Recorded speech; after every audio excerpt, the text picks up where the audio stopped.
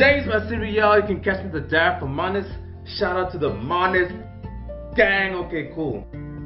So when something traumatic happens to you and you fail to process those emotions, so it is possible that emotions actually become stuck within your body and become an easy trigger point that if someone mentions just one word out of that traumatic memory, you immediately just descend into tears. So it's imperative you get those emotions out of your body.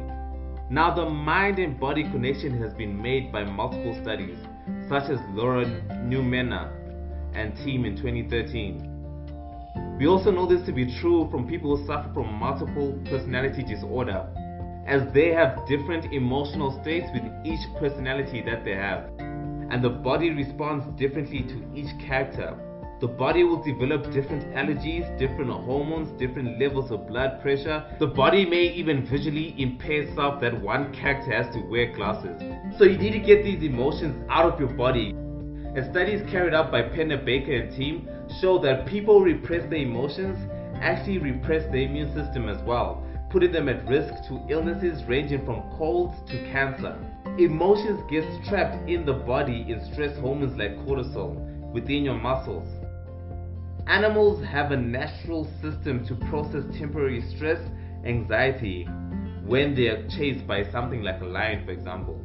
However, even though humans have a natural process to process those emotions, unfortunately we have consciousness to a degree that we can choose to hold on to a memory and relive it.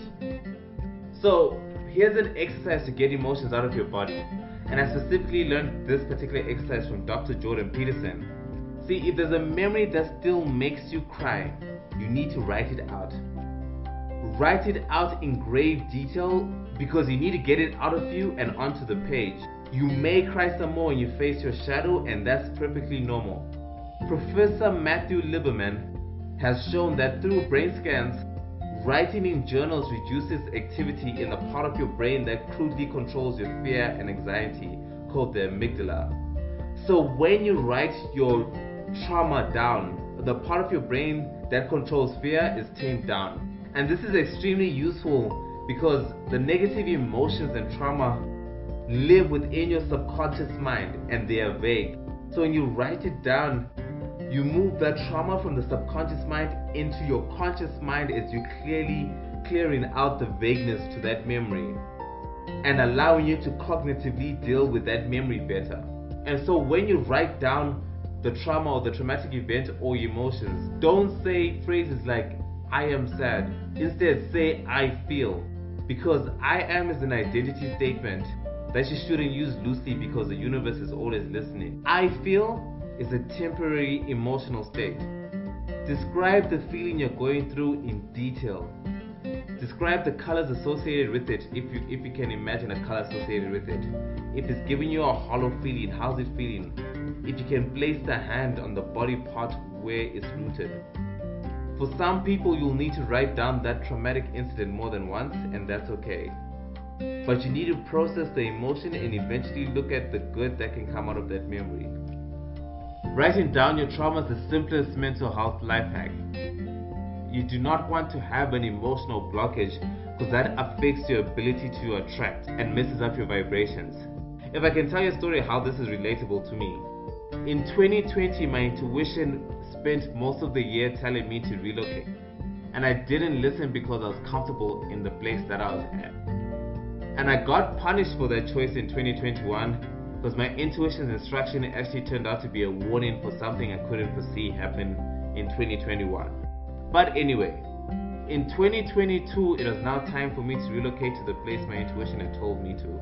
Weeks before my relocation date, I started to feel heavy emotions of sadness, loss, and fear.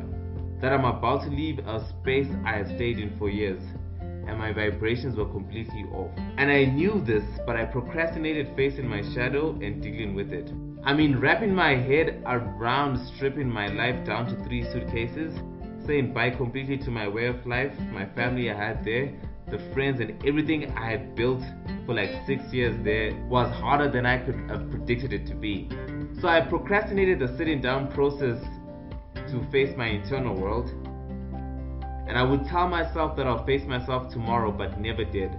Anyway, on my last day of work, I had to say bye to my bosses which are practically family to me, like my second mom and my second big brother. As I was saying bye to them, I just descended into tears there and then. And that's big because I scored extremely low in neuroticism, so to get me to break down is such a stretch. And I allowed myself to fully cry and fully express myself because I understood that I'm feeling this way, not because I'm saying bye to my bosses specifically, even though that is true, but also because of the emotional turmoil boiling up for the last couple of weeks about letting this part of my life go. I allowed myself to process my emotions right there and then and get it out of my body and not suppress them to create emotional blockage. An hour after that incident, I was beyond ready to leave and relocate. I was excited for the new chapter as I was back in alignment with the universe. The point of this story is when you have emotional blockage, it adds up to creating negative energy, so you have to get the emotion out in order to get yourself back in alignment with the universe and to exude positive energy. Always face your shadow. James, my dear y'all, thank you so much for watching this video. It'll mean so much if you to like and sub. If you want to support the channel, we do have an NFT collection. I'll leave it in the description. We also do have a donation link if you're not into NFTs but you're unable to monetarily support the channel. A like and a sub will do a long way. James Masiri, thank you.